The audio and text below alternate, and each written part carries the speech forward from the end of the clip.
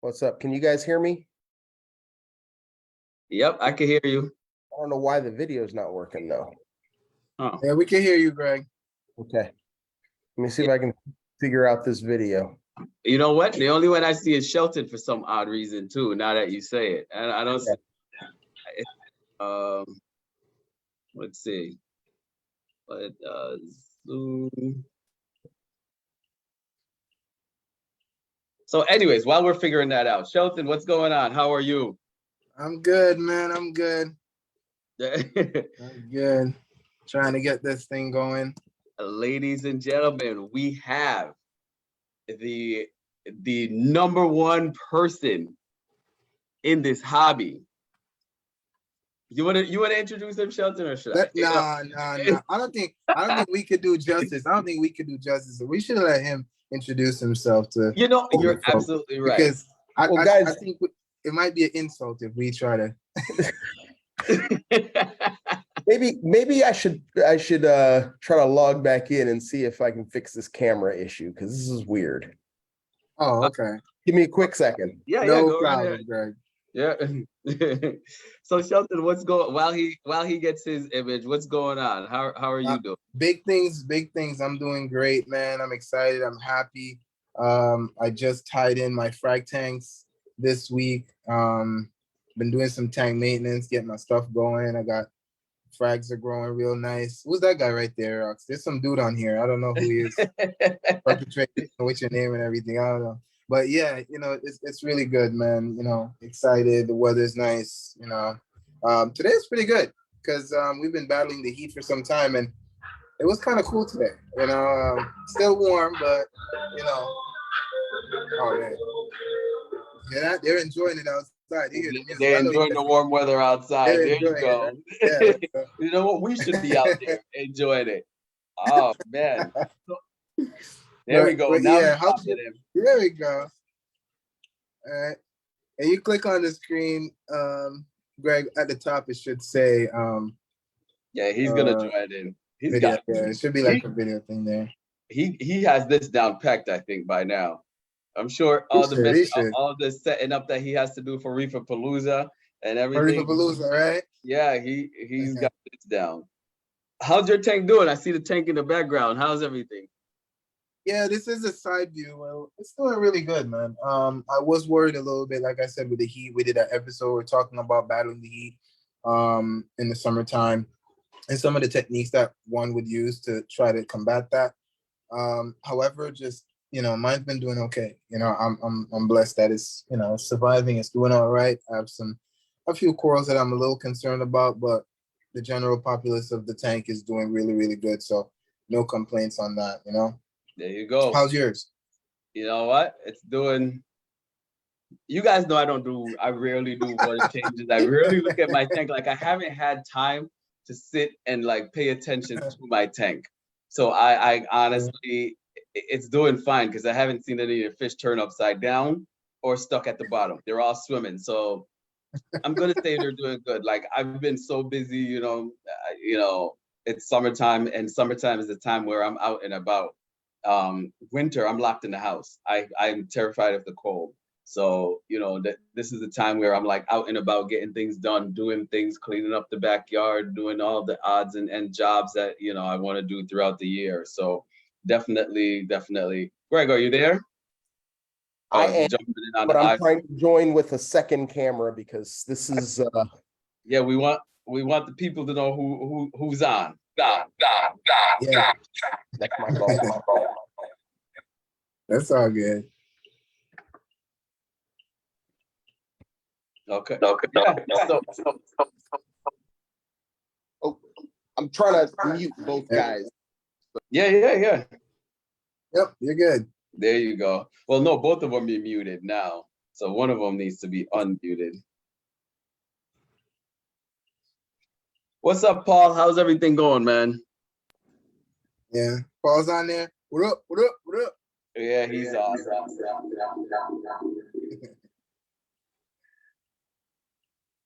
Yeah, why did we get that?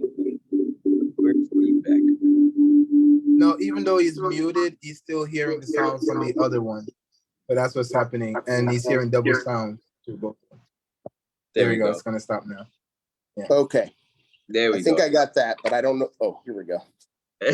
All right. Ta-da! We're here. There you Who go. is that dude? Who is that? What up, man?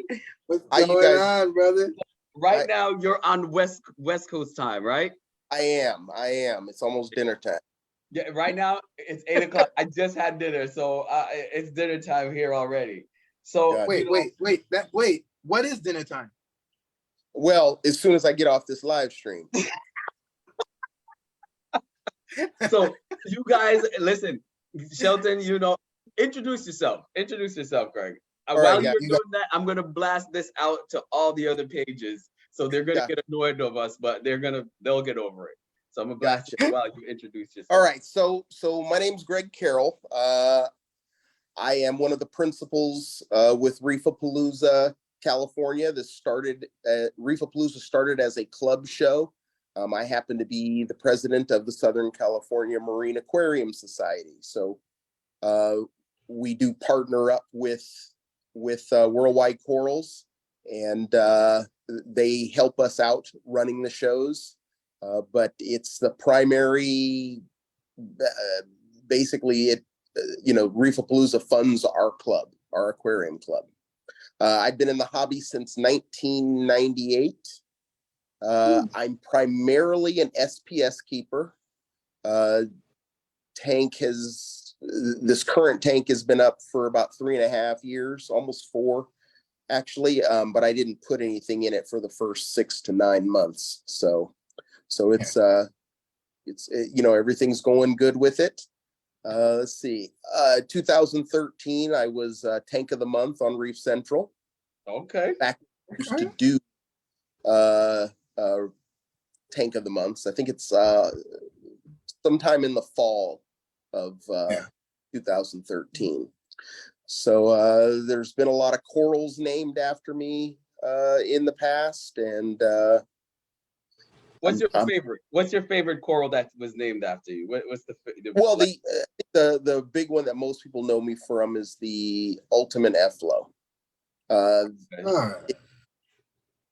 It's not my favorite coral. The thing got to be about 24 inches in diameter, and I ended up pulling it out of the tank and giving it to a friend who had a coral farm. And he keeps asking me if I want it back, and I'm like, no, because it grows like crazy and kills everything underneath it because there's no light makes it past it. So It's not my favorite anymore. But it's yeah. funny you say that because people always say to me, like, that's one of my biggest issues. My corals grow too fast, and people always make fun of me, like, oh, that's a great problem. You know what I mean? And I'm like, listen, a problem is a problem. What might be a problem to me might not be one to you, but it's still a problem. You know what I mean? A lot of people don't understand that because they're like, I wish I had that problem. You know what I mean? And I'm like, no, you don't. Trust me, you really don't. Oh, but it didn't sell it. But it's usually the stuff that people don't really want like that. Those are the ones that grow like crazy. It's a problem to get rid of it. So it's just like, you know what I mean? That is true. So how did Reefapalooza start? What started this? So let me, I'll give you the background on that. So I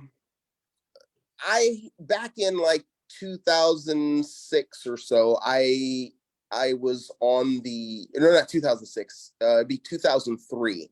I was on the club board and whatnot, and I was like, we should bid on a Macna. And I was like, okay, I thought that sounded like a good idea, because at that time, Macna was run by clubs. Every year they would go to a different region and the local club would put on the show. You'd bid, to Masna to be able to do it. And our president at the time said, why don't we just do our own show? And I'm like, okay. So because I was pretty well known in the hobby, I had a lot of contacts with industries and whatnot. And we developed a show. They called it Reefapalooza. And the first one was in our president's backyard. Now he had like a half-acre lot, so it could hold a lot of people. You made it sound like a backyard. Yeah, like, It was not a backyard. Aziz, what's yeah, up? but it was a backyard frag swap. I mean, for sure, you know. But I was able to get like Reef Nutrition came down. nice. So Reef Nutrition is the only company who has done every single Reefapalooza that there's ever been. Wow. And I Wow. love Because they did the very first Wow. one, They're great. you know, even when it was in the backyard. We brought in, I don't know if you guys remember Anthony Calfo. Yeah. We brought in a bunch of coral farmers and whatnot, people who were selling frags and whatnot. Anthony Nice. Calfo did a presentation on coral fragging and whatnot. We got about 200 people to show up, which wasn't bad, Wow. you know. That's not was- bad. Yeah, For For the first one, definitely not. Yeah. Yeah. So then we said, you know what? 2004 was so good. Let's do it again in 2005. We did it again. A few more people came. A lot of the guys who were just starting selling online, a lot of those companies don't exist anymore. But, they started coming, and, maybe a couple others showed up. And we had 300 people. Well, at that point, Mark says, hey, wait a second, guys. Last time, all my plants got trampled. We're not doing it in my backyard. Okay, yep. So Don't blame him. The third year comes up, and my buddy Ben, who at the time ran Marine Depot, said, hey, why don't you do it in our parking lot? Our parking lot is empty on the weekends because our will call is closed.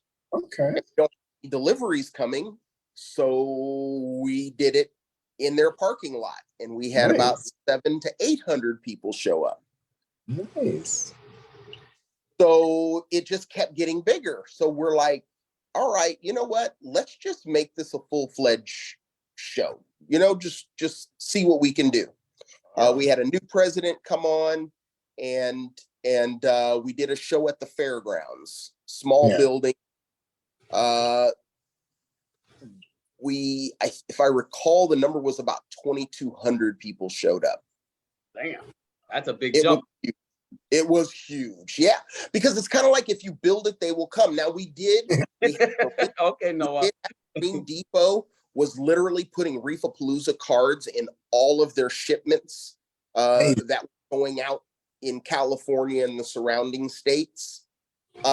We had people coming in from all over. I mean, there was a group from Utah that came with motorhomes, and they parked at the fairgrounds, because the fairgrounds has motorhome parking, and came to the show, I mean, it was just a cool party. And the whole idea for Reefapalooza was for it to be a celebration of the hobby. So that's kind of how the name came. So to us, it was just putting on a party. Well, when you guys put this together, did you ever think it would get to where it's at now, where you're having events literally throughout the United States, and they're all of them 2 days? All of them are 2 days, or no? Yes, all of them are 2 days. However, back then, these were until we got to the fairgrounds, or the second year of the fairgrounds, they were all 1 day shows. Gotcha. Okay. Okay. The first year at the fairgrounds, it was a 1 day show. And basically, we just said, hey, why don't we stretch this out to 2 days? Because I think, the numbers, it'll be a lot easier to manage the numbers if it's over 2 days. So we eventually, I think in 2008, we went to a 2 day event, and we did the fairgrounds for several years. And Worldwide Corals was one of the companies who was coming every year, doing a booth at the show. Yeah. So like, hey man, we got to bring this to the East Coast. And I'm like, yeah, it'd be a good idea. And then I'd ignore it for a year. And they'd say it again. And I basically came to the conclusion, like, how are we going to do this? And he's like, we'll pay the club, and we'll run it like a Reefapalooza, and we'll grow the brand. And I'm like, okay, let's give it a try. So we did it in Orlando, huge hit right off the bat. No no doubt. So then it became, hey, let's look for, other locations to do it. And then they expanded to New York. The New York show was a hit. We expanded to Chicago. The Chicago was decent, but there was the problem of we were always in the fall. Yeah. And both years that we did that show, it fell on Chicago versus Green Bay on the football count. Gotcha, football. As well as both times it was a home game for the Chicago Blackhawks as well. So no one was coming. We just couldn't. So compete with that. when those games that's hard to compete with. That's tough to compete. That's tough. A freaking ghost town. So we did that a couple of years. We end up moving the show to Texas, and we kind of faced the same issue in Texas. But we're still going to give it a try. We're doing some new things now. You guys came to the New York show, and I don't know if you guys had been to the New York show before. Oh yeah, of course. This one was much more. So wait, really quick, Greg. This is Aziz down here. That guy right there. So he's the one. A lot of people. He doesn't do a lot of talking because he doesn't know a lot in the hobby. But Shelton and I are kind of like, and you can see his tank behind him. He's learning as he go, and he loves it. And once you love it, you'll learn it. And and he's doing great because actually that tank behind him look better than the tank in my living room right now. So he's doing something right. There you go. It looks cleaner than mine, and it looks a lot brighter than mine. So it does look really good. Definitely doing something right. But he doesn't do a lot of talking because he's learning. So just to give you a heads up, that's he's the one who means he's had the wise. camera. He had the camera with us. So don't think it's some random guy who just popped in. Gotcha. Well, which one of the locations to you is like the one that gives you the most challenge? That gives the most challenge? Yeah. Well, for me, it's always been California because I feel a higher stress level because that's home. Gotcha. You got to do it right at home before you do it right anywhere else. Right. And also, you have friends coming in, you want to make sure they have a good time, entertain them. But at the same point, you're responsible for working the show. It's just a little more stressful for me. But, because there's more things I'm expected to do. So that's, I would say, the most challenging. When I go and do the other shows, I'm just going there and I'm the announcer, and it's more hanging out with my friends. Gotcha. Okay. Makes sense.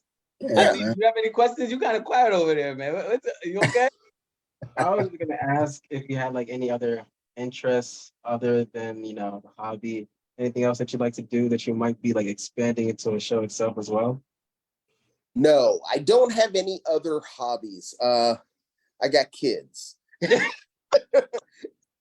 And I don't take up a lot of time. A lot of time.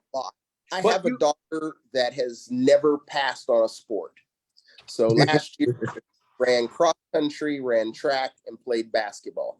And as any of you guys know, if you got a kid in high school, basketball is year round. She plays club team as well as the school team, and even the school team is year round. Man. So this year she's playing flag football because they just started girls flag football in high school sports. So yeah, and I mean even colleges are doing it, and they're giving scholarships for girls flag football. So she's very athletic. I mean, downside is she's short, but she still gives it her all, and I don't know kids that have more than her. So that's awesome, man. That's good. So that's my other hobby, is supporting her. Gotcha. There you go. and I noticed. I mean, I see that you guys are packed, literally packed. With vendor wise. This is gonna be the hard question, but I gotta ask. I do hear around our area. We're in Connecticut. You know what I mean? And I do Yeah. hear the price. People will say, oh, their price is so high, their price is so. I mean, a lot of people don't look into consideration the place where you guys are renting. That's not a $10 place.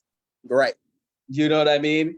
The amount of, that's a huge place. This is like where you have superstars are performing in this place.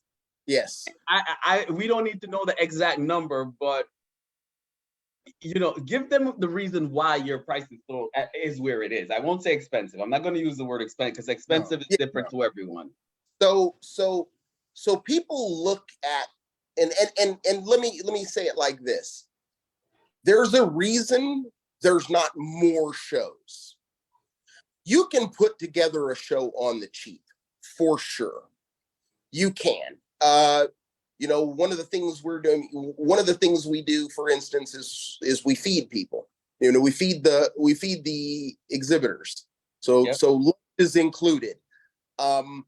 Lunches are expensive, believe it or not, for these kind of venues because you kind of got to use them, and it's an amazing expense. Now, when you got booths where they got 6-7 people working, you know, it adds up when you have hundreds of booths. Yeah. Also, all the electrical. You know, we got to pay for electricity for each booth. We got to pay for pipe and drape for each booth. We have to pay for the rental of the venue. You have to pay for insurance for the venue. Now,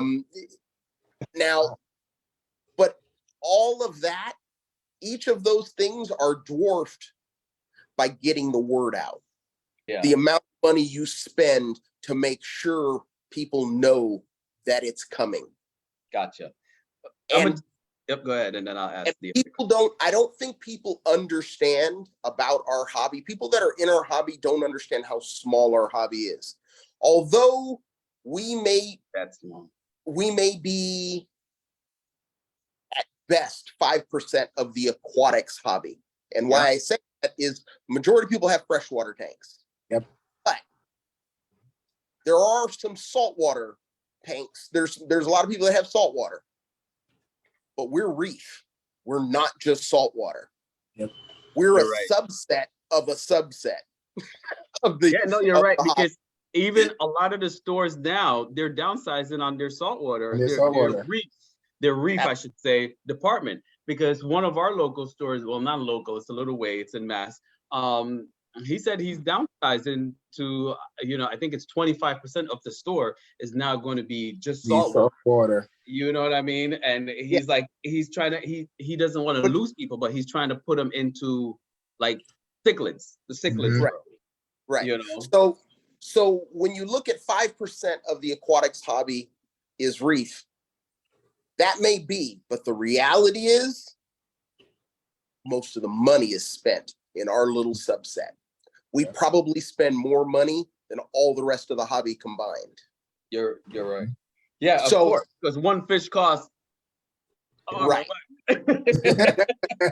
Coral, all that stuff is way more expensive because a lot of stuff in freshwater side can be captive bred. Yep. So it makes it so much easier. And the stuff is hardy. You know, I mean, you guys keep SPS, but yeah, it's easy to grow SPS and propagate them. But in one night, one mistake, you can lose it all. That's what's different. Our hobby is challenging. That's why we do it. Yeah. And so in the amount of vendors, I only been to New York. I've only been to New York, so I don't know all the others. But with all the people that come and they're in as vendors, how many would you say out of 100%? How many would you say have came and said, "Oh, I didn't make half of what I spent," or because you know you're gonna have those people. Not everyone is gonna sell $5,000 or $10,000. Right. You know what I mean? So the realistic thing is there's more value in the show than just how much you sell. And I say this because Networking. That's what I say. When it's the networking, it's giving people the opportunity to see the kind of stuff you sell.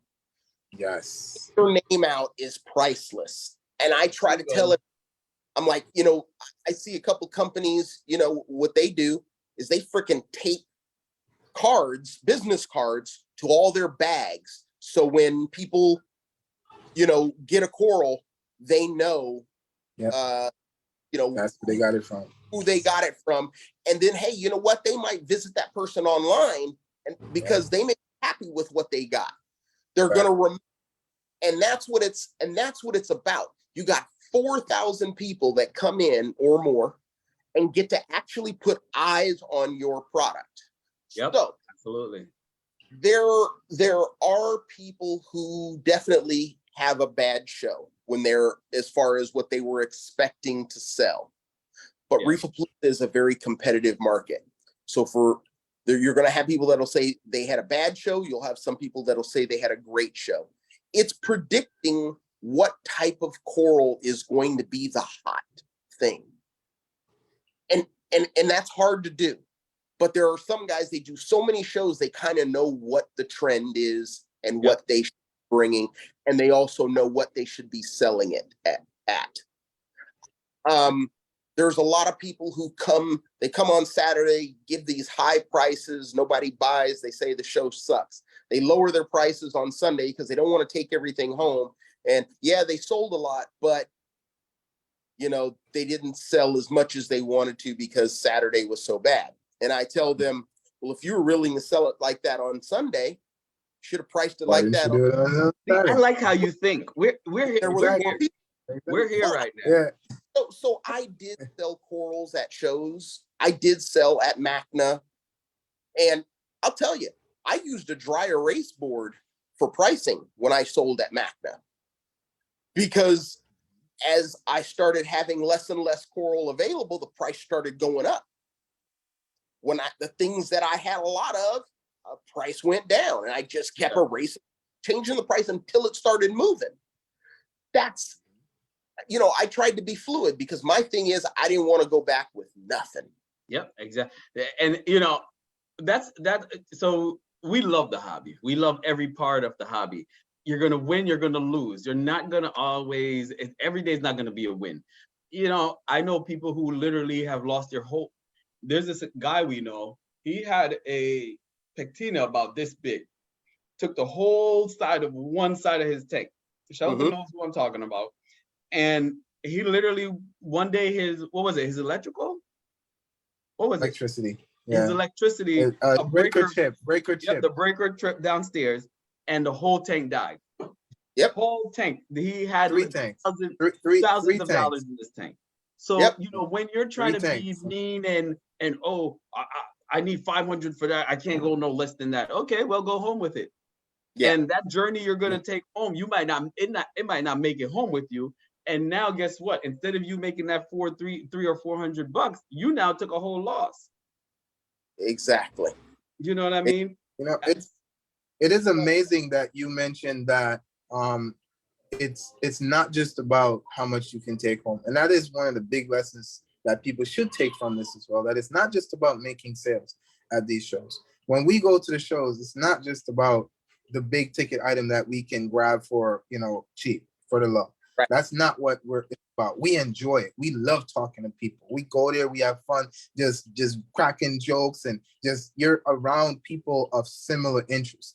And because, like you said, the people in our group is so small. That 5% of people in this reefing, aquatic hobby, it's hard when you come across other people when that's also reefers. So when you do, you're so excited that you just want to keep talking and sharing information and getting contacts so you can keep, talking to them. And, all the deals, you could do that later on.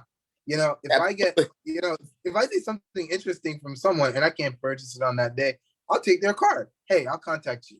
You know what? So a lot of people, I spoke with this guy from the Midwest at the show, and I asked him on video, I said, hey, do you regret coming? It's the first time he came, and he says, do you regret it? He's like, no, I love it. I love it.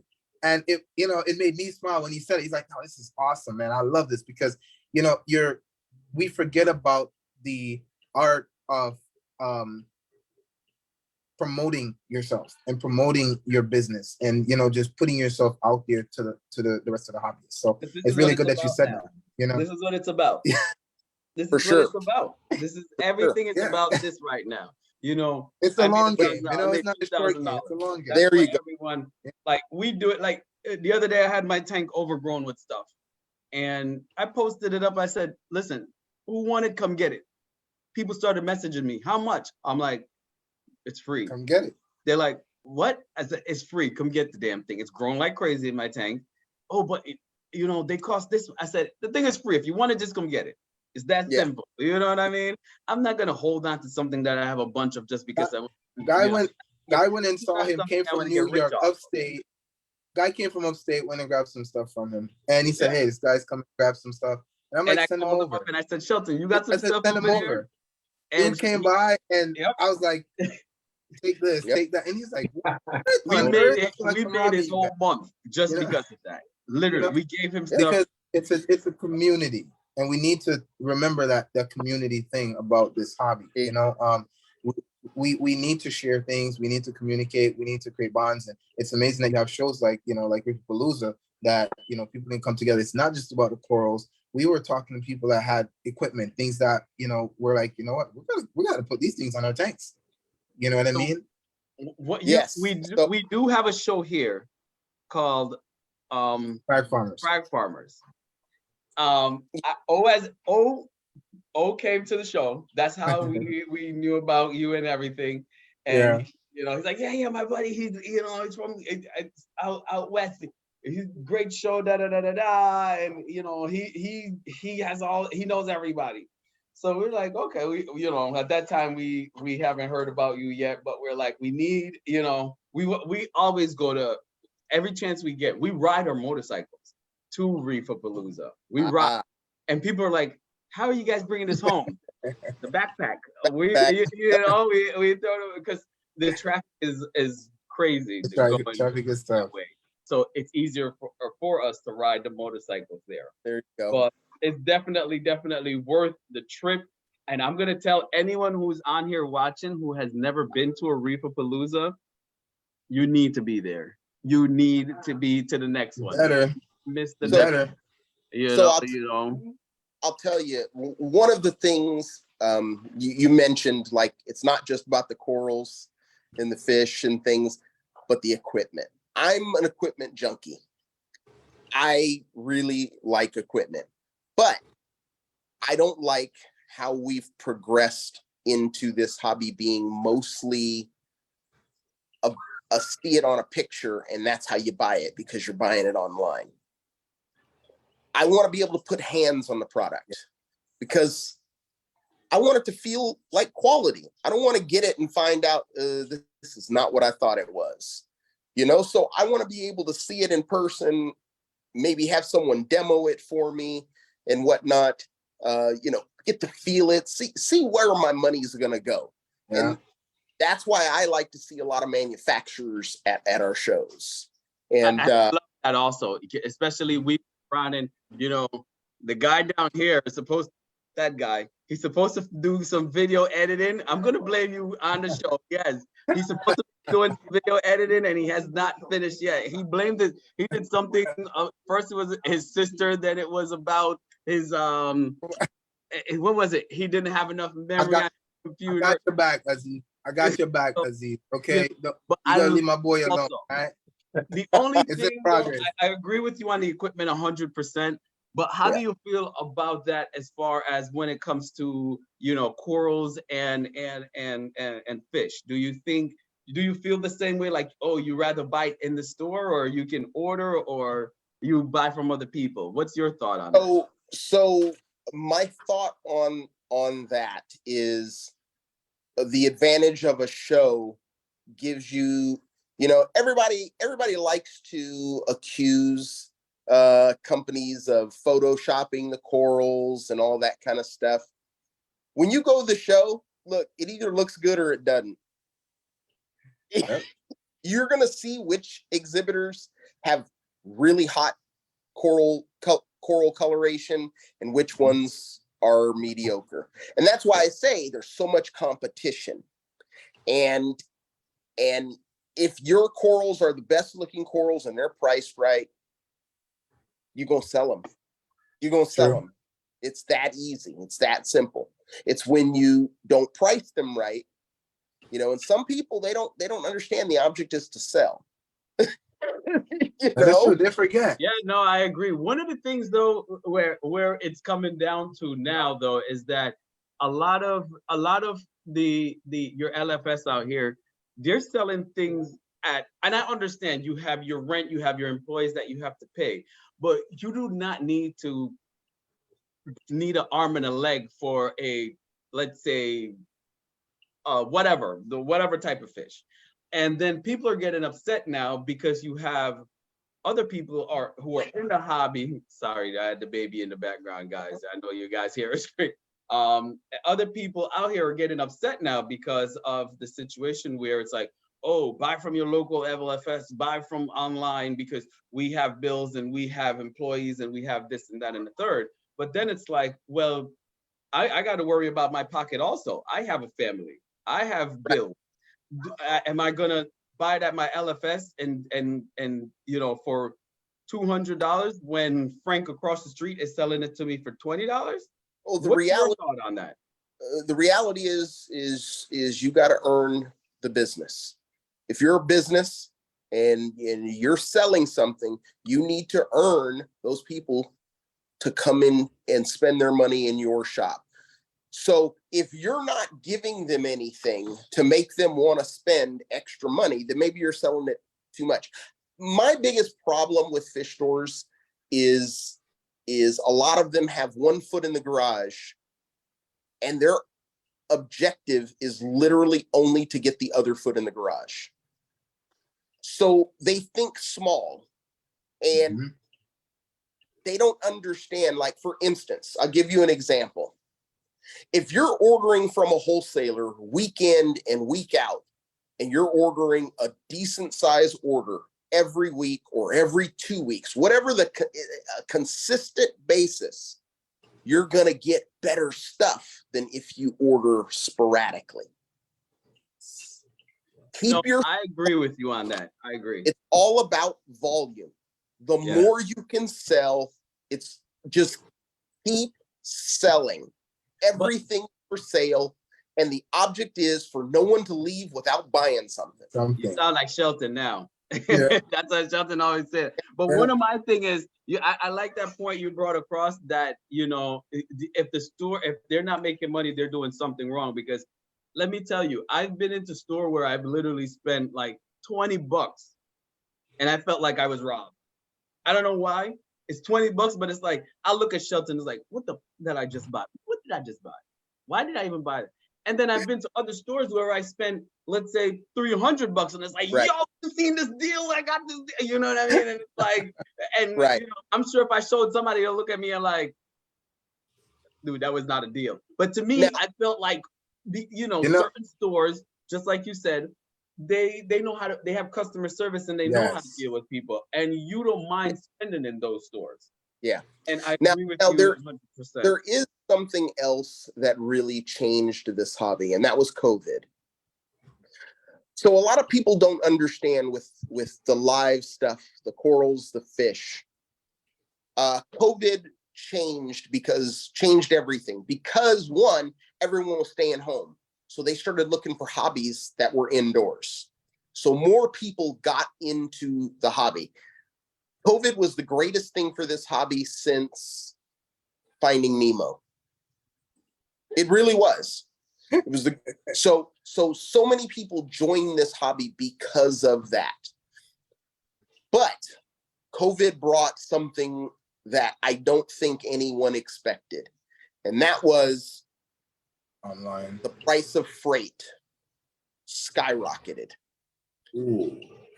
Now, the reason it skyrocketed, and a lot of hobbyists don't know this, the majority of our stuff comes here in the belly of passenger airplanes. It doesn't come over in a FedEx plane. It comes over here in the belly of passenger planes. And because all of the flights were being canceled because people weren't traveling internationally anymore, the price of cargo got really competitive, and they literally had to bid on cargo space because the only option is overnight when it comes from Indonesia or the Philippines or whatnot. So we started paying astronomical prices where they were getting products shipped over here from $3 and $4 a kilogram. We started paying $15, $16 a kilogram. And the price of cargo is far higher than the price of the actual item. So all of that got factored in, and the prices went much higher at the wholesaler. Well, then the wholesaler themselves also had freight increases on them.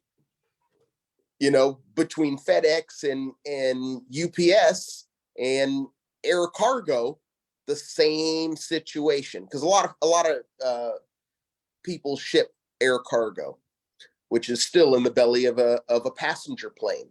So there's a lot that went into why stuff has gotten so ridiculously expensive. Now, COVID's pretty much behind us.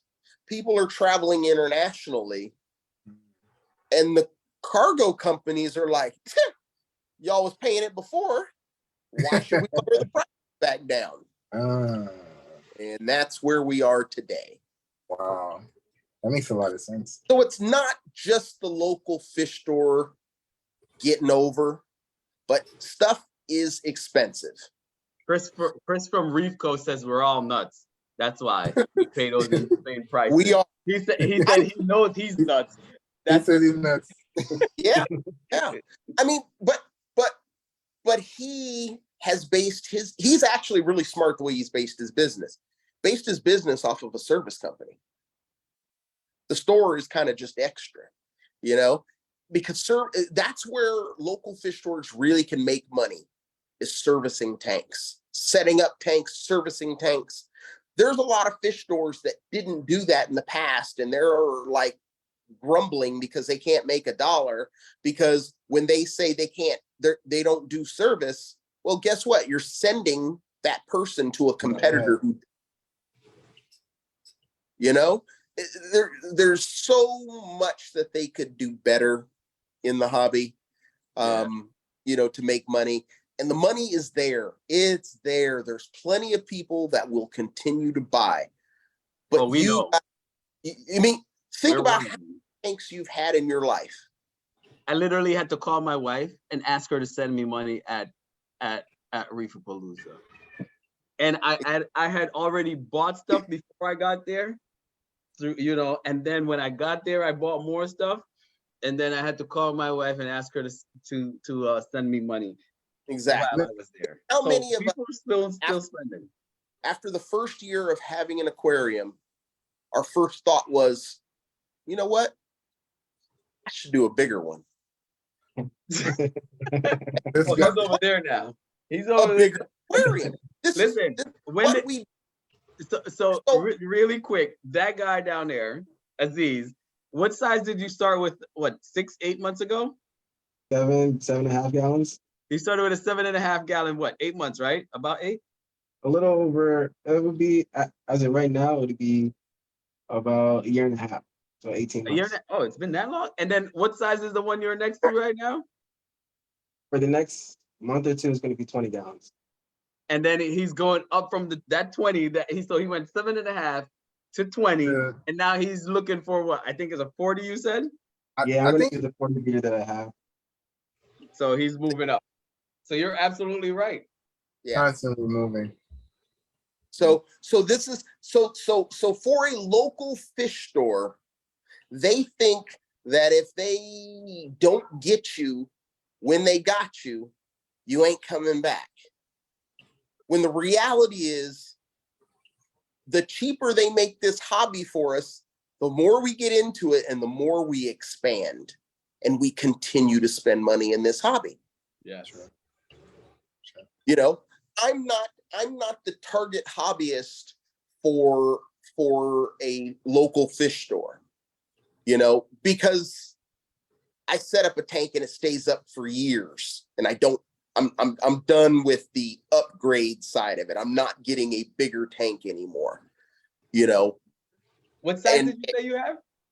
I have a 25 gallon and a 250 gallon. Okay, yeah, that 250. You're stuck now. You're steady.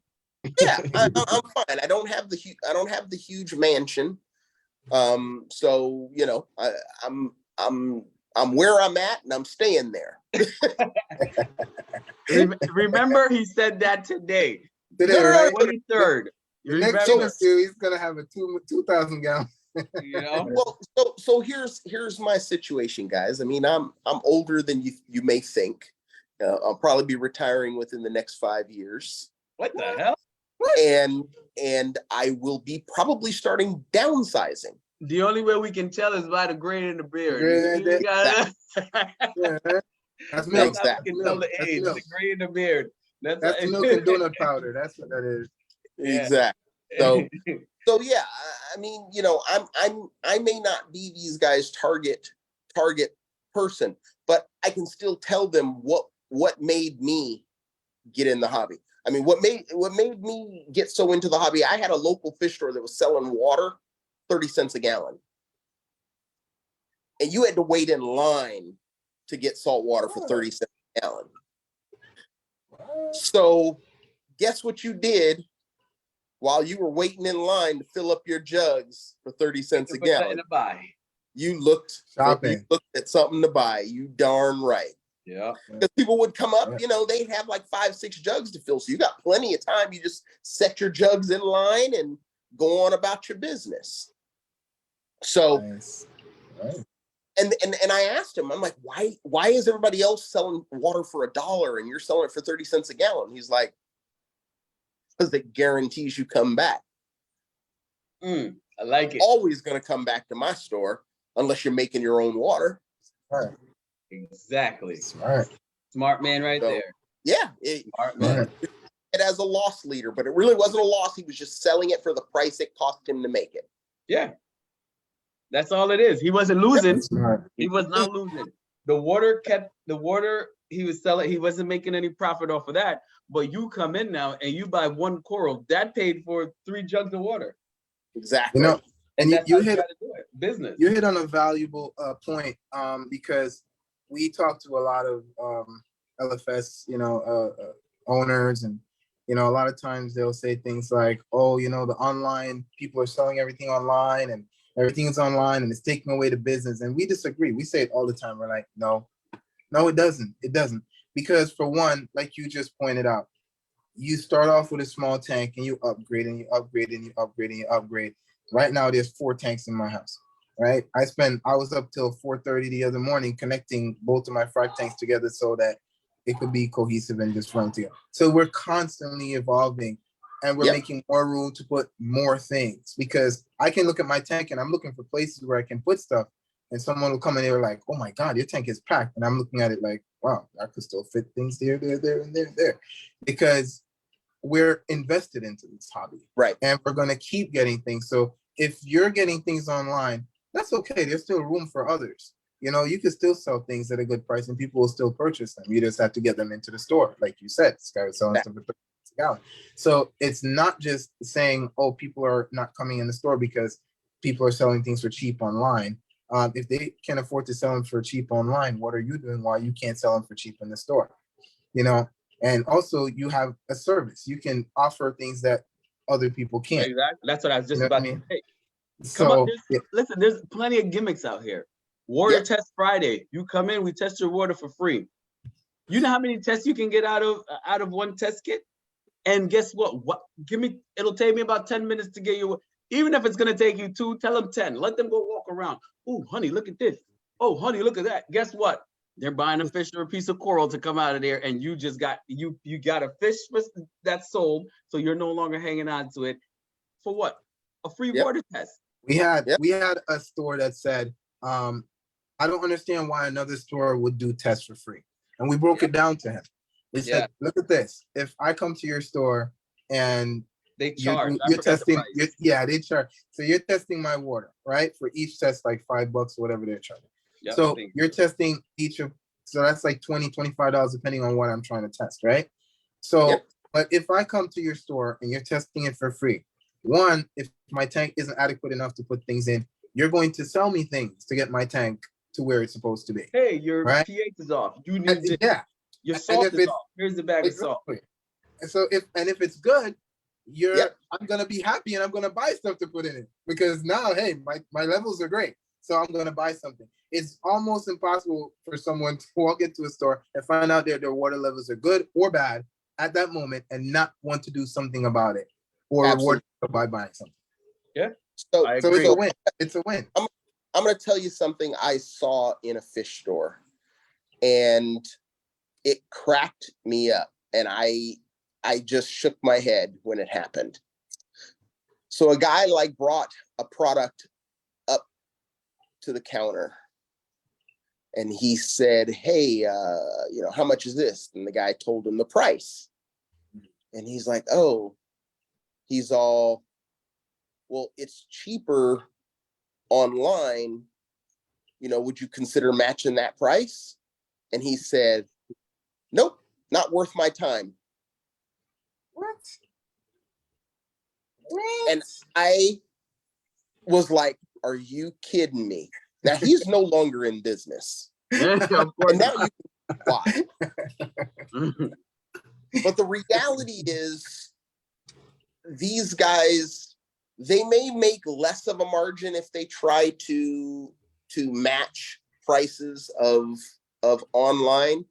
But as I tell, one guy who was successful, and he now owns a wholesale business, but he started off as a local fish store. And his thing was, if you're coming in his store and you see something you like, you ain't leaving without it. You're not going to tell him that you can get it cheaper somewhere else. He's going to make sure you get it from him. Now, a lot of Show me stores, all you have to do is say, "Show me where you saw it. Let me see."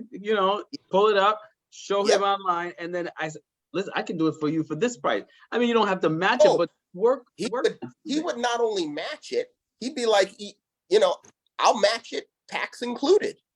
Exactly. Because if you buy it online, you're not going to pay tax. Exactly. Not paying shipping, and it's right there in front of your face. Exactly. And anybody who wanted product, they went to him. They went to his store. And unfortunately, the other stores started ratting him out, saying, "Oh, he's selling stuff too cheap," and da da da da da da da da. And I'm like, he's violating MAP. And I'm like, look, MAP stands for minimum advertised price. As long as he's not advertising at that price, he can sell it for whatever he wants. It's not your business to make sure that he's making money. Yeah. It's what he's not advertising it at cheaper. But he'd do whatever it takes to make sure that those people left his place happy. And did very well for himself. And now, he's got a huge wholesale facility and still making money. Nice. Oh, man. Listen, so eventually down the line, we would love to do a small show in our area. That's something, because we have two now. Well, one main one, which is everyone knows, is Frack Farmers. And then we have a friend of ours who is doing they usually do it throughout in October. And I think they're going to do it again this year. It's like Oktoberfest or something of that nature. Okay. And eventually we want to do our own thing. You know what I mean? And what would you recommend? What would be one advice, I would say? What would be one advice you would give someone who is saying, "You know what? I love the concept. There's nothing like that in my area. I know you guys do 4 places: Texas, Chicago, New York, and Cali, right?" Correct. So a guy who's in wherever says, "I want to do something like that." Just like we're here, we say we wanted. What would be that one advice you would say to that person? The hard part comes in putting on the show and not making any money. You see, the first 2 years we did the show, we didn't charge anybody anything to have a booth. It was in somebody's backyard. Yeah. We didn't charge anyone the third year when it was in Marine Depot's parking lot. We didn't have any expenses. Oh, I'm sorry. No. In Marine Depot's parking lot, we did charge.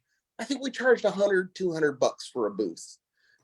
I mean, it's just, the reality is, if you can show people that you're doing something good, people will come. But getting the exhibitors, you got to start early, way early. You gotta go with the guys who travel that area. People like Jason Fox. He does a frag swap every single weekend. Yeah. You know? So we see him. You make sure that you're not overlapping and overstepping someone else that's doing a show locally also, because that's not going to work. No. Exhibitors will do every show they can if the timing is right. You know, so you have to be willing to sacrifice those first couple of years to cash in on it later on. Because you got to build a reputation. You're coming from nothing, and there's already established shows out there. So that would be my advice: is to get yourselves out there, do what it takes to get these exhibitors to take a chance on your show. After that, after you've proven that you can do a show, because your main expense is going to be advertising. Yep. It's going to be your main expense. And social media advertising is probably your most beneficial, because you can target areas and locations and whatnot. Yeah. It's far more effective. I mean, we've done it. We've even done billboards on the freeway with Reefapalooza. Oh yeah. When I scroll through my Facebook, every scroll I see Reefapalooza pop up. Reefapalooza, it was just popping up. Yeah. Why is it popping up? Because you engage in reef content. Yeah. We can target you. Yep. Where your next door neighbor, who's probably not in the hobby, has never seen a Reefapalooza ad. Yeah, because if you go on any one of, listen, I have my cell phone here, I have my laptop, I got my iPad, I got my MacBook, and all of them, if you literally click on Google, the first thing that pops up, Reef to Reef. Reef to Reef is always at the top of all of them. That's what I live on, Reef to Reef. And just want to say big up to David, right?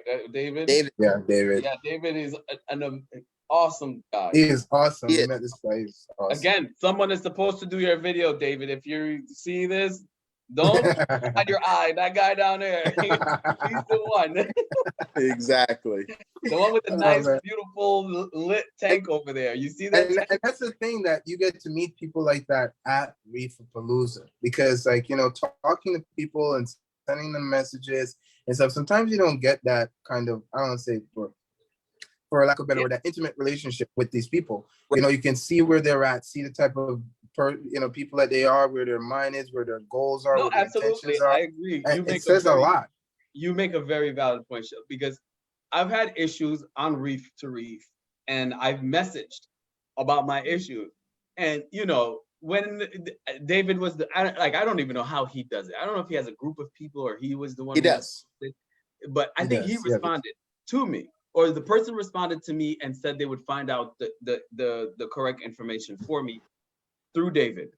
Mm-hmm. And literally within like half hour got a response. And at the time of the response, I was like, this guy seems like an asshole. I get you now. I'm sorry to say, David, I know you're into your church and I'm everything, but that was, and when I met him the other day, amazing freaking guy. I love his website, but when I got the response, I was like, this guy's an asshole. That was my first thought. So cool. And then when I actually met him, really cool. Oh man, I could have stood there all day and just had we were talking forever with him. Yeah, talking forever. You know what I mean? He's awesome. That's the type of stuff that happens when we go to shows. Like I said, it's not just about the corals and the fish and the equipment, but just people, like meeting people, talking to people, and sharing information and getting that contact and, you know, learning more about the in-depth parts of the hobby. Like we're like now talking to you, things that you can share with us. You know, like these are things that happens at these shows where some people are missing out on because they're like, oh, I don't have any money. That's okay. Spend the money to just go in and walk around. Sometimes it's better for you if you have issues with spending. That's the best time to go. All right. Right. Because then, you know, you can still get and see what you want, and you can contact these people, and you can still buy and pick the things that you want versus buying all sorts of things you don't want. You know what I mean? So there isn't a reason for you not to go to the shows. You should always go to the shows. You know? And the price is what? How much is the fee for the general admission? 25 if you do it in advance online, and 30 at the door. Come on, that's nothing, man. Did we pay 30 at the door? I think. Oh, you paid you paid 30. We paid 30. 30, okay. 30. Okay. I just handed the money. I don't even remember. I just handed, I remember I had like this is what we do. We're videoing. I handed 100. I don't even know how much, but okay, so it is 30. But if you get it early, 25. So we know next year for 25. We'll get our ticket early. But you know what? We never do tickets. I'm not a ticket person. We all get there and pay when I go in. We pay when we get there, and we're cracking jokes and talking to the people at the gate and stuff like that. They're a big part of the show as well. We think everyone is important at these shows, so we show love to everyone. So, you know. I know you don't have Facebook, but I'm gonna try to send you some good when we get the videos edited. Yes, I'm gonna send it. I'm gonna send you some beautiful snippets of what we got, and I mean they were awesome. Like I posted. So far, Aziz, he has done a couple, so I won't act like he didn't do anything because he did do not Neptune, not Apex, no. Hydros. Hydros. He did do Hydros, and he did do ICP. ICP, yeah. Yep, and those were amazing. They were good. I'm gonna send them to you so you can see those, and you know he did an amazing job on those. So the next thing we definitely want to do is we're gonna do David's. He's gonna do. You know what? I'm not gonna say we, because Shelton and I do not do that part of it. We're lazy when it comes to that part. That's Aziz's part, and he does an amazing job at that part. And as you can see, he's not really a big talker, you know, like how Shelton and I. But he does the hard work.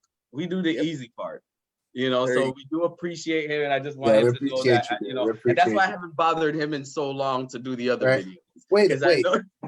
Let's not forget, Greg. They have a show as well. All right. Okay. You guys have a show, correct? All right. Yeah. Tell us about your show. Tell us about the show. Me and Instagram. Oh yes. So me and O, we basically, you know, like on my way to work, I would always give him a call and we'd talk. And, you know, I'd sit in the car, you know, talking to him, waiting to go into work. And he's like, man, I wish everybody could hear these conversations because you're giving me so much knowledge. Yeah. And he's like, we should do a live stream.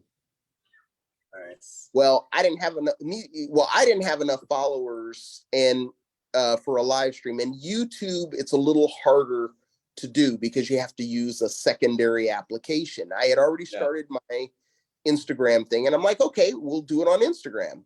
It's easy, you know, it supports multiple people, up to 4 people doing it. And so we basically started having our conversations just in the open, so everybody could chime in and they could ask questions and they could elaborate on stuff. And we basically do it Monday through Friday on my Instagram, which is gcarroll1969. And I mean, if you put in GC, you're going to see the little chef logo, and that's me. So, but yeah, I mean, it's been awesome. I mean, the guys, the people that come on, you know, we get anywhere from 20 to 30 people every live stream. I do it at what would be for you guys 10 a.m. Eastern time, approximately. You know, just depends. Sometimes it's early if I get to work earlier. or if I get to work a little later. But yeah, we go for 20, 30 minutes. And, we have a lot of great conversation there. How do you lock it to 2030? Because that's Because been I got to something be at Shelton work. and I and Aziz have been trying to do. We're like, we're only going to do 30 minutes. And we An hour and 15 minutes, 20 minutes later. Yeah, we've never done 30 minutes. Like, it's so much. It's easy for me because You have to go into work. I got to go into work. I go to work, and it would be 7:30 a.m. here Pacific time, so 10:30 a.m. Eastern time. So sometimes we're talking, and one of the people following, they'll put, Greg, it's time for you to go to work. And have a good one. I mean, we just end it abruptly. Yeah.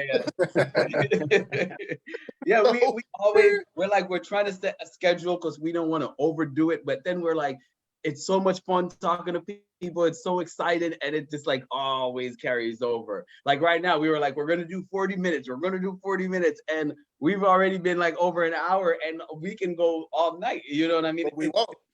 And it's the love that we have for this hobby that like He caught that. Literally, the phone will ring at 2, 3 o'clock in the morning, and my wife will be like, let's guess who that is. You know what I mean? Like, he's up late working on some project or something, and it's that's what we do. You know what I mean? Like, we love this thing so much, and it's a lot of hobbyists out there that are like us. And that is the thing. We feel like we're alone, and I love the fact that you have your show. We have our thing that we're doing, and a lot of people have their things out there that we're putting out there. Like, guys, you're not alone. It's all of us. All right, let's come together and talk. And it's like Aziz always says he has us to help him out. And, as much as we're into the hobby and we might have these great extravagant tanks, there's plenty of things we don't know. Wow. And there's times when something happened to my tank and, I'm on the phone with Shelton like 2 in the morning. Like this morning, I think we were on the phone. Like as soon as I woke up, I'm telling him like, I want to get up and I'm going to go do this to the tank. I'm going to do that to the tank. And my wife will pass by and she's like, tell Shelton I said hi. And I'm like, how you know it's Shelton? She's like, just tell Shelton I said hi. So my wife's the same way with O. She's like, I'm like, how you? It's not Shelton. It's like she walked like Shelton I said hi because there ain't nobody else on the phone with but Shelton. So we all need somebody who we can call and have that person because we all don't know everything. And sometimes you might be stuck on something where Shelton will be like, try this, and it's like, oh shit, it worked. And it's like, you know what I mean? And I'm there like for hours trying to figure it out and I tell him and he's like, did you try this? Did you try that? And boom, we all need that. Sometimes all you need is a second set of eyes looking at the situation. Because there's I know, like a lot of people will DM me on Instagram asking me, questions, about their tank. And I know some of them get frustrated because they just want a quick answer. But the first thing I do is I bombard them with a bunch of questions because I'm like, if I don't have enough information, I can't give you any advice. That's true. That is true. I have a systematic way that I look for problems, and you either like it or you don't. And if you don't like it, don't ask. Agree. Listen, man, it was amazing. We want to thank you so much. We know it's almost your dinner time because it's what, 5? It's 5 o'clock now in Cali. 5 o'clock there. 10 minutes after 5, right? No, 10 minutes after 6. Oh, it's 6. Oh, okay. 10 minutes after 6. We don't want to hold you up too much, and we keep telling ourselves we're gonna try to wrap up our half hour, but that never happens. So we're gonna quit lying to ourselves. We're just gonna be when it ends, and just stop lying. But listen, we really, really appreciate you. Give us the dates on the shows of each show. So the first one is what? The first one is in Cali. The first one is now the first one's in Cali because we're into the year a little more. I don't know the dates by heart, but give me a second, I can pull it up easy. Yeah, because definitely, the three of us is gonna take a flight out there for one of these shows. We're gonna try to follow each one of these shows and see how you know what I mean. How each I don't know if you noticed. We're not gonna do all 4 in 1 year. I don't know if you noticed, Aziz started rolling his eyes, man. Aziz, you're fronting the bill. All right, so we got August 5th and 6th. We have California, Okay. and then October 7th and 8th we have Texas. Orlando, April 20th and 21st of next year. So April is the first. Okay. April, Orlando is the first show. Is the first show of the year, yes. Okay. And then New York in June, June 22nd and 23rd of 2024. Okay, so if you were to say, this is the one I want you guys at, which one would it be? I think if Which you're is gonna your highlighted, which one is your highlighted where it's like, holy crap, you know what I mean? This place is just packed, it's amazing. well, so far, New York? Orlando and New York were packed, and I know California is going to be packed. That's that it always is. So I would say if you're picking a different one other than New York, California and Orlando. I personally love Orlando because you get to visit Worldwide Corals. So Orlando is in, wait, what date? April? April 12th. All right, Shelton, mark that in. We're going to start looking for tickets for Orlando. Yeah, there's a lot of good. You got Top Shelf Aquatics there. You got. I mean, yeah, it's just. Greg, lock our tickets in for the show. I'm not. Listen, I can't buy tickets, plane tickets, and all that stuff, hotel, and then gotta pay to get in. So lock our tickets. We want 3 tickets for the show. That's not something in my realm. I don't. Talk to the person that's in that realm right there. Talk to the person in that realm. And say, but 3. We can. I'm sure we can figure out a way. You know, talk to me as we get closer about a press pass. Okay. You guys have a show, so you would be eligible for a press pass. Because I'm looking for tickets. And wait, which one is in October? October is Texas. It's Texas. The 7th and 8th. I've never been to Texas. So I will say that Orlando and California are the easiest ones to get your wife to approve, because you can always bring them and bring the kids, and it can be a family vacation. The California show is literally right next door to Disneyland. You can walk there. So it's going to be the 3 of us, and I don't think the wife wants to have anything to do with that. So, but there's still a lot to do down here. Yeah. There's a lot to do in Orlando. All right, so we're going to start looking for Orlando tickets, and we're going to try to be at that Orlando show. And that's Friday, and that's Saturday and Sunday. So we'll fly in Friday night, and we'll leave Sunday night. So we're going to look. Aziz, make sure you get those days off. Also, buy the ticket using the discount. I mean, the hotel room using the discount code.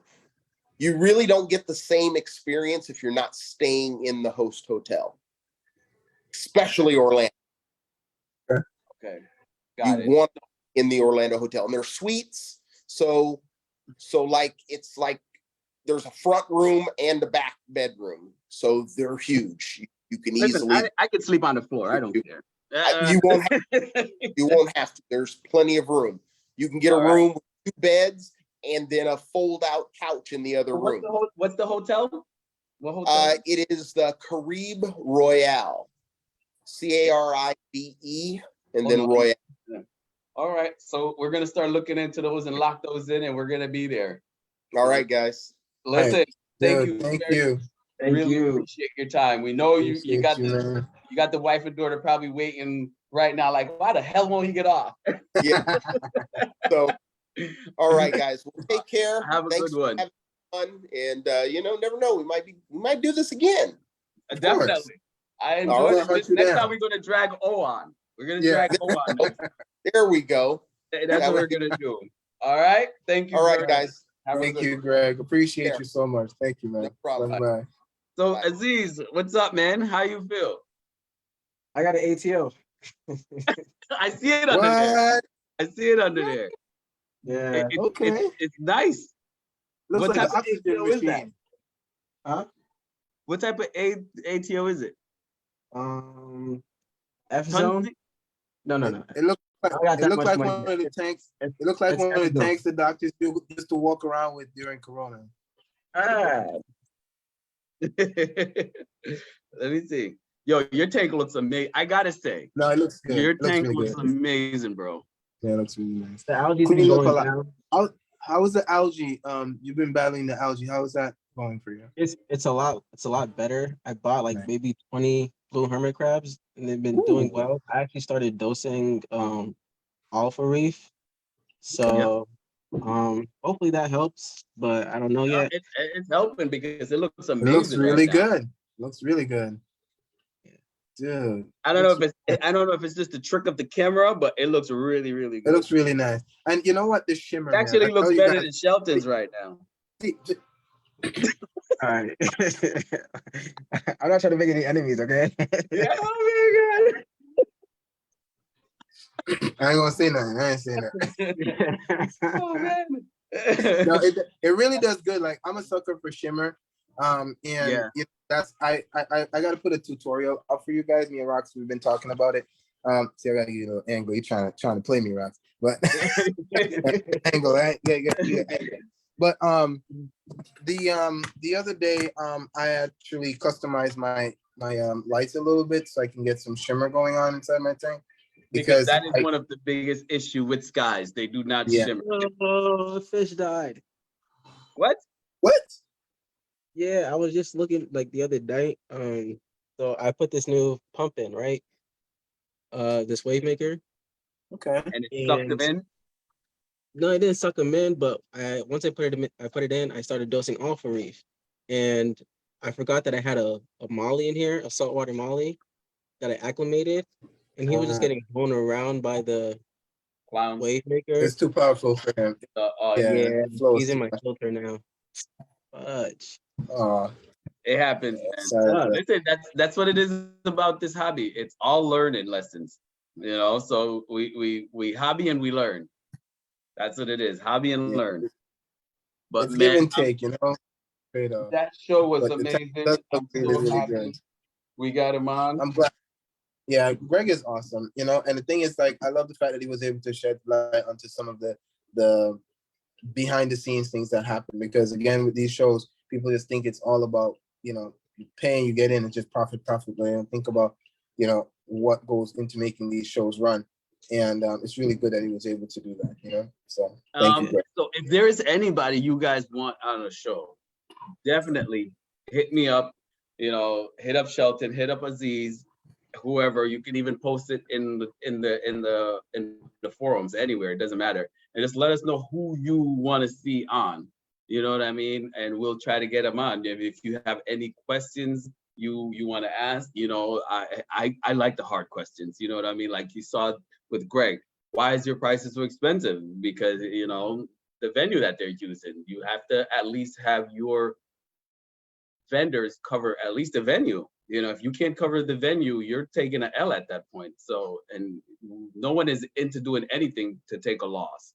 So, definitely, again, if you have anyone you want to see on, let us know. We will get them on and give us the questions. You can even chime in and ask the questions yourself, and get the answers that you want from them. Do not be afraid to ask the hard questions. That's what this is all about. We're not, tiptoeing around any of that bull crap. We want the truth and we want to know what it is. So we have you live. What can you say for yourself? So definitely.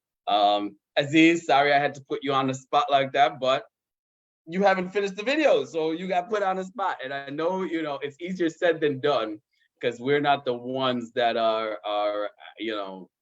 doing the videos, but we don't want to wait until next Reefapalooza to get the videos, okay? Yeah. I know They'll be out. I don't have a time frame, but they'll be out. Don't worry, I got them. I know Aziz will get on them. Guys, don't forget though that we need to go to these shows too. You know what I mean? Like, I know we go and we video these things and stuff like that for you guys. But they need people to participate and show up. They need vendors, and they also need, custom. They actually need people to come into these shows. So, if you're not a guest at the shows will, they'll fizzle out, and we need these things to keep going because they're amazing. So. Actually, they're amazing, and you save a lot of money on these shows. Let me tell you, you can go there, wheel and deal. You can get great, really great deals at these shows. So definitely try to get out. And again, it's not all about, how much money you can make as a vendor. It's networking. Pay to get in. Aziz, Yeah, how much did you spend at Reefapalooza? 0. Aziz went to Reefapalooza and spent no money. He And enjoyed it. the next question was, did you enjoy yourself? Yeah, it was. I would say even if you're not gonna buy anything, it's just you get wowed by so many things that it's just like it's like a movie in itself. So you don't really need to buy anything, but there's so much to see. There's so many things that you see online that just look 10 times better in person. The vibe was just a great vibe too. They had food, Go. even though I didn't get any, but yeah, I think overall the vibe is worth the trip alone. And you get to network.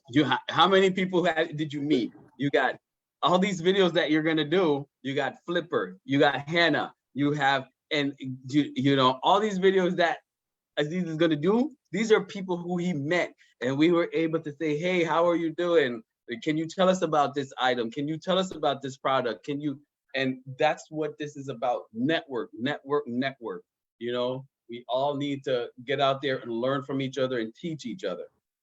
On that note, Shelton, what's your takeaway? Takeaway from this show, it's a lot, man. It's a lot today. It's a lot. Greg really wowed me when he said he had his tank set up for how many months without even putting anything in it, like almost a year. Like, I don't know about you guys, but that kind of, I was like, wow, that's, it took a lot of patience, that's very admirable. But big takeaway is we are all in this together. It's a big family, and there's room for everyone. So there's room for for stores. There's no reason for anyone to not be successful in this hobby if you're putting in the effort. So that was one of my biggest takeaway. You can't blame anyone but yourself if you're not doing what you need to be successful in this hobby. So. Aziz, did you get anything out of this one? Yeah, there's a lot of moving parts into getting all these corals and all these fish that we love. So also about the different fish stores, how they cater to their customers.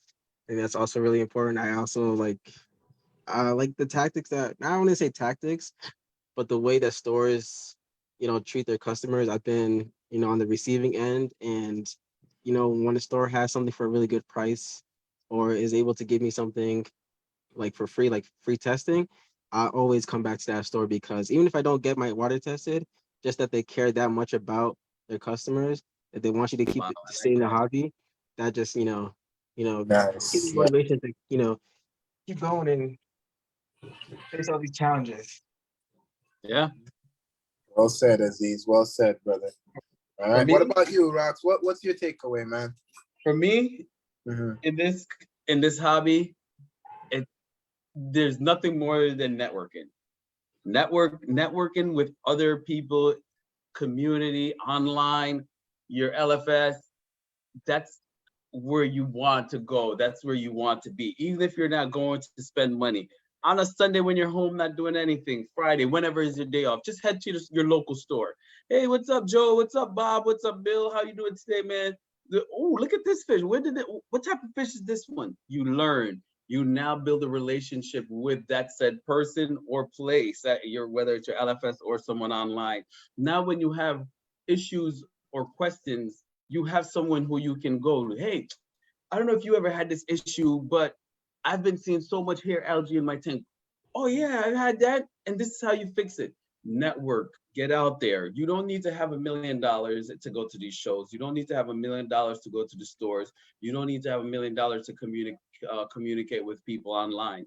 You can jump on, hey, Joe, I've seen that you've been, really up to date on everything on this forum that I'm on Facebook. I just wanted to know, I see this issue. What can you tell me? That's it. You go to the store, build a relationship with them. They can now help you with anything. They know your tank. They know what you have in your tank, so they know what to sell you and not to sell you. You know what I mean? So you build relationship, network. That's what I got out of this network. Awesome. It's crazy pay that because $25 and get into Reefapalooza, pay that whatever it is, get into Frag Farmers, and just walk around and talk to people. You don't got to buy. You do not have to buy. Exactly. Okay, people? Just pay the fee, get in. That's all you need. $25 or $30, whatever it is to get in there, and you're done. Just get in there. It's okay. Exactly. It's like going to the theme park. You pay to get in. That don't mean you got to get on every ride. Exactly. That don't mean you got to play none of the games. You just want to walk around and eat a freaking, what is it? Whatever. Turkey leg, popcorn, cotton candy. Turkey legs? Did you just say turkey legs? Yeah, they have these huge turkey legs at like Six Flags in Disneyland. Oh, I'm not a turkey person. I just want to go to. I'm thinking like cotton candy or caramel apple. These turkey legs are insanely massive, and they're not like white. It's not white meat. It's dark meat. It's probably so bad for you, but it's just so obnoxiously big and delicious. Do they have it at the Big E? I'm pretty sure they do. I haven't been to the Big E. I'm thinking about going to the Big E, so I'll get a turkey leg. Let's wrap this up. We're going somewhere else with this conversation. Guys, take care. Thank you all. Thank you all for watching. Have a good one. See you guys next week. All right, good night, guys. Later. Thanks again. Yeah. Start working on the videos. I'm working on them. I'm gonna call David. I'm gonna call David and tell him from Reef to Reef and have him pray for you, so you can. Giant turkey legs. All right, later. All right, guys. See you.